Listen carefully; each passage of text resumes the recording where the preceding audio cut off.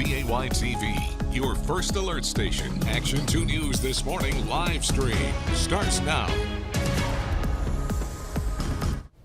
Hey there, good morning. Welcome to our Action 2 News This Morning Tuesday live stream. I'm Tammy Elliott. And I'm Emerson Lavin. Great to have you with us for some extra minutes this morning. Looking forward to being able to do this every day with you all, Monday through Friday. And today, the big talker, the weather out there, it is just bitter cold. Yeah, this is just kind of sticking with us here. And today is even worse. Talking with Chief Meteorologist Steve Balon there, looking at the map behind you. I mean, this is just, we're in this right now. Yeah, we're definitely in the grips of this Arctic air, Tammy and Emerson. We're under a wind chill advisory from the National Weather Service, and they're going to let this expire at noon, but when they do, they'll probably be planning to issue another one for tonight and into tomorrow, because generally that threshold for triggering a wind chill advisory is right around -20. So when you get wind chills of 20 to 30 degrees below zero, then the Weather Service will be issuing those. So the actual temperatures, how low can they go? 7 below right now in Green Bay, 10 below in Ocano, but then there's the wind out of the southwest, around 5 to 15 miles an hour. That's not a very strong wind, is it? But it blows your body heat away from you. It's like a little bubble that just kind of floats around you, but then the wind grabs it and takes that away, and then your body says, hey, it doesn't feel like 7 below. It feels like 24 degrees below zero. And that wind chill is as nasty as -31 right now in Sheboygan. And Steve, I'll be honest, when I walked out to my car this morning, I threw the gloves on to drive into work. But I mean, what are some ways that people, if you know, that people can try and stay warm and just stay comfortable when it's so cold like this outside? Dressing in layers is one of the most efficient ways to try to keep that body heat around you, and wearing a hat, try to make sure the head, you're not losing body heat from your head. And I know that there's a lot of guys out there don't want to wear a scarf, but you got to try to cover up the ears and the nose, those extremities that you tend to lose body heat from. And if you can limit your time outside, that would be great. Some people do have to work outside for a living. People who are involved with construction and law enforcement and whatnot. We encourage people to try to give themselves some breaks if possible.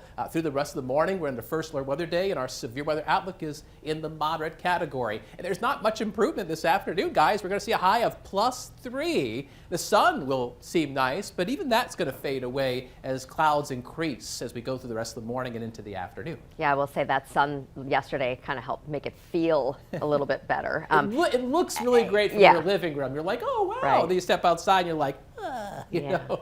And then I just wanted to highlight, there are some schools, a handful of schools that are closed today, some delayed. Howard Swamico, right here in the immediate viewing area, closed. And obviously we know that a lot of the kids are rural, in the rural areas, and then the buses have to run too, so that's an issue. You're in the depths of winter when we're looking forward to 30 degrees next week, calling that a heat wave. I mean, it is just frigid out there, Steve. We've been doing a lot of talking about wind chill, and just as a reminder, that has to do with how the human body feels the cold. When we talk about buses that are not able to run, that has nothing to do with wind chill. It actually has to do with how low the actual morning temperatures are as opposed to wind chills. But as long as we're in this pattern with low pressure to our north, high pressure to our southwest, and all this air funneling in between, just pouring out of Canada, the door is basically wide open, from our friends up north. Thanks a lot, Canada, right? But as long as that's the case, we're looking at highs in the single digits this afternoon compared to where we should be. Late in January, a high of 25. Most of our high temperatures will be about 20 to 25 degrees colder than normal for this time of year. And the wind chills, guys, they're not going to get too much better. In the 20s below zero through lunch. And then in the afternoon, wind chills will be in the teens below zero. It's just going to stay rather blustery across northeast Wisconsin. You finally delivered all the snow that I'd been asking for, Steve, but now we can't go out and enjoy it because it's too cold. You can't get, well, you know what, Emerson, maybe this weekend. All right, I'm looking forward to that. I think you can deal with highs in the teens, right? Just throw on some extra layers. That's all we got to do. We will come out of the Arctic air very slowly. You're going to have to pack your patience, though, between now and then. Yeah, we look forward to 30s.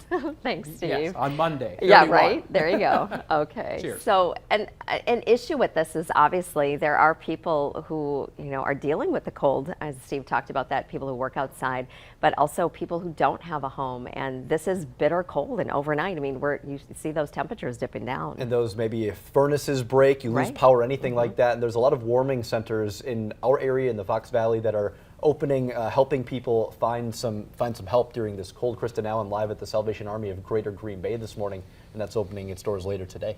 Kristen, good morning. Well, there's a variety of different items that are inside of here that they have to help people who are coming in to escape the cold. And the doors open here at this particular warming center, the Salvation Army of Greater Green Bay, in less than an hour, 8 o'clock this morning. And one thing that they have is this rack of coats here. And so anyone who comes in is welcome to take a coat with them, take one and wear it while they're in here warming up as well.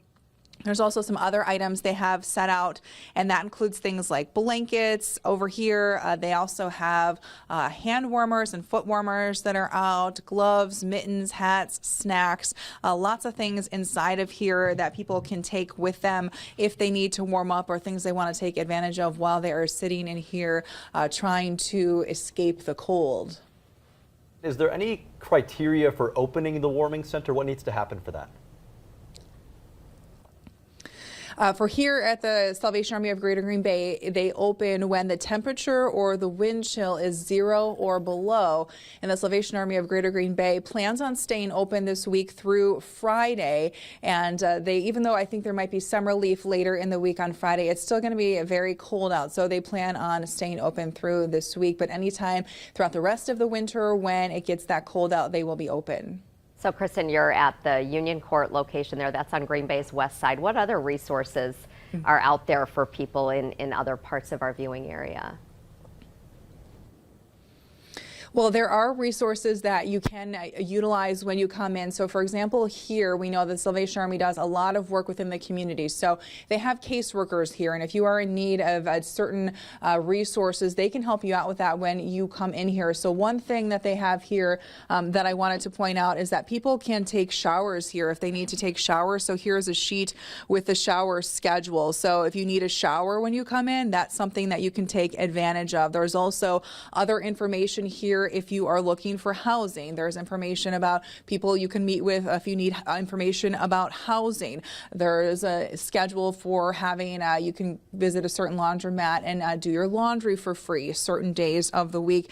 And then also, if you take a look over here in this back corner, there is a whole schedule where you can see the different hours and times and places for food pantries in our area as well. So there are lots of things that they can help you out with if you come into the Salvation Army. And there's one more thing I did want to mention as well before I forget.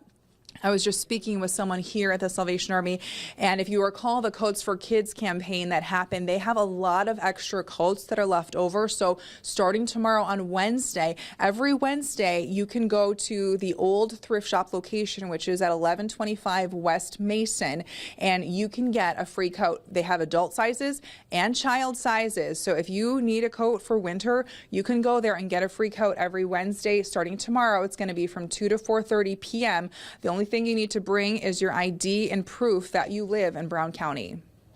That's good. Such good resources, important for everyone to know about. We appreciate you filling us in and all of that at the Salvation Army, and then also beyond parts of our viewing area. Thanks, Kristen.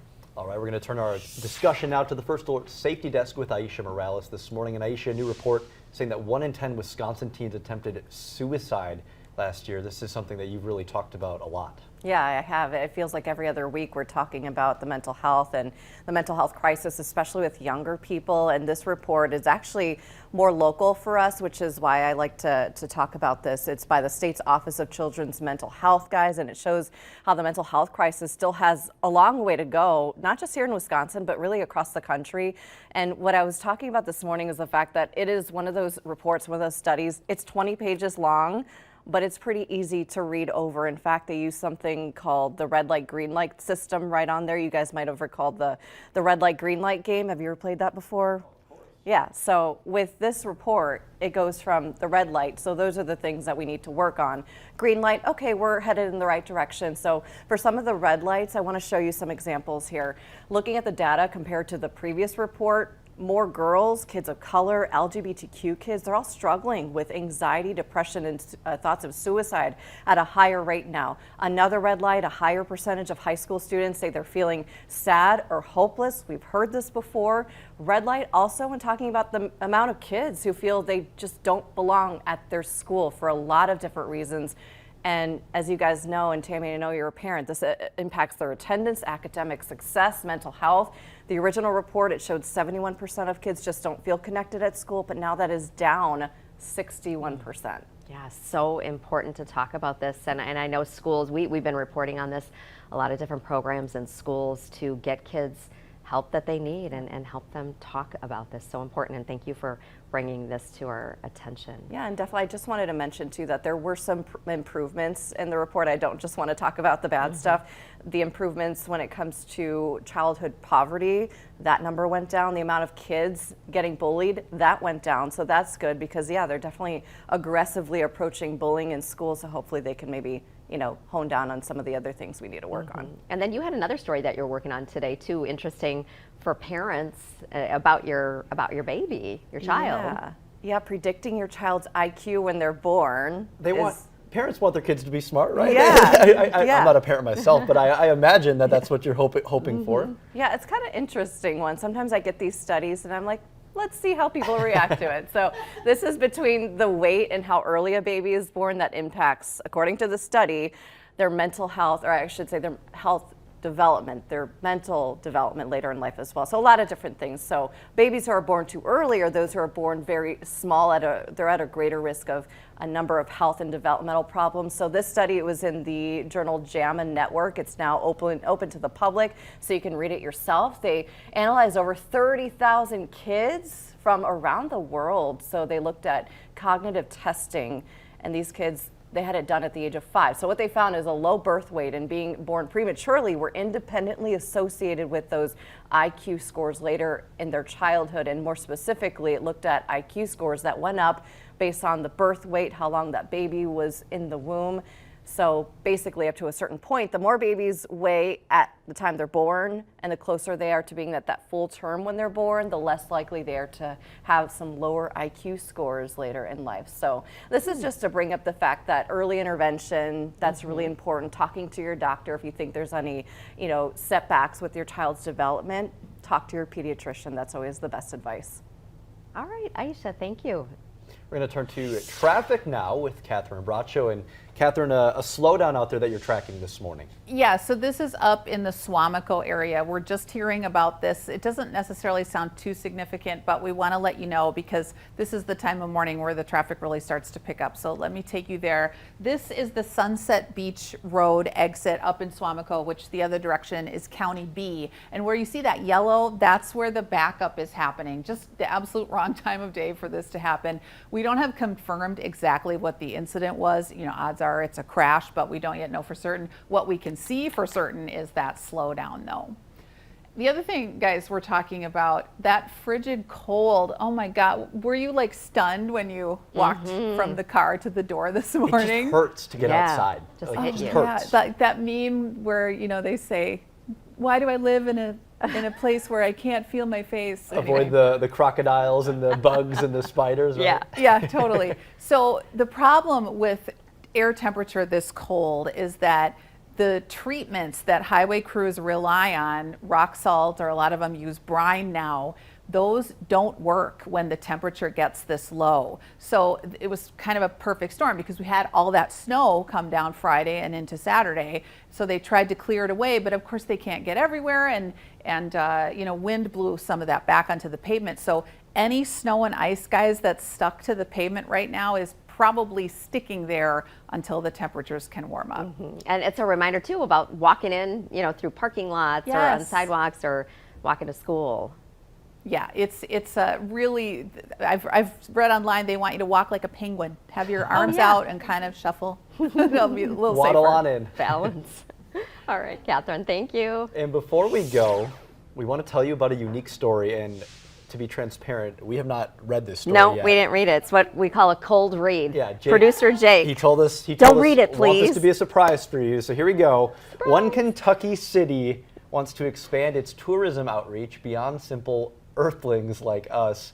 They're reaching past the stars. Take a look at this. It includes images of the local scenery as well as the the structures of water and bourbon. Bourbon? Okay, so look at this. It includes images of the local scenery as well as the molecular structures of water and bourbon. That's the word I was trying to say. That's what, yeah, that's so what I okay, was you were trying to talking say. about that, water and bourbon. With the blessing of the FAA, they beamed the message to Earth-sized planets 40 light years away. Just letting them know that Kentucky's the place to be for good bourbon, I guess. That's not all, though.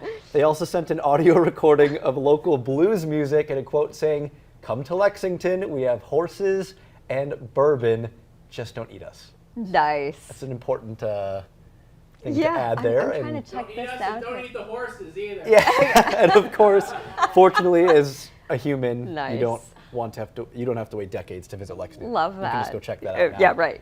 I like check that it out. cold read. I think that should be Yeah, kind a of thing. cold Yeah, read. that was How fun. appropriate when we're at like Out of this 7 world. below and feels like 25 below. So yeah, so we really appreciate you joining us, and hope you'll check it out. This is going to be our regular thing after our main newscast off air here and on our live stream. So Every morning, Monday through Friday, come hang out. Yeah, and so we are kind of wrapping this up, and obviously Catherine's keeping you up to date on traffic, and she's got a segment coming up here. What we do is we kind of go off the air, and we're going to be continuing our live stream here, so you're going to see some behind the scenes because we got to prepare for our Good Morning, we just call it a cut-in, our news cut-in, A behind-the-scenes update. look, a nice bird's-eye view Yeah. of the set here as Catherine prepares for that on Good Morning America. You'll see her and Steve. You can watch that on our cut-in stream here as well as on Action 2 News, your local, your normal, not local, your normal television Yeah. and local. And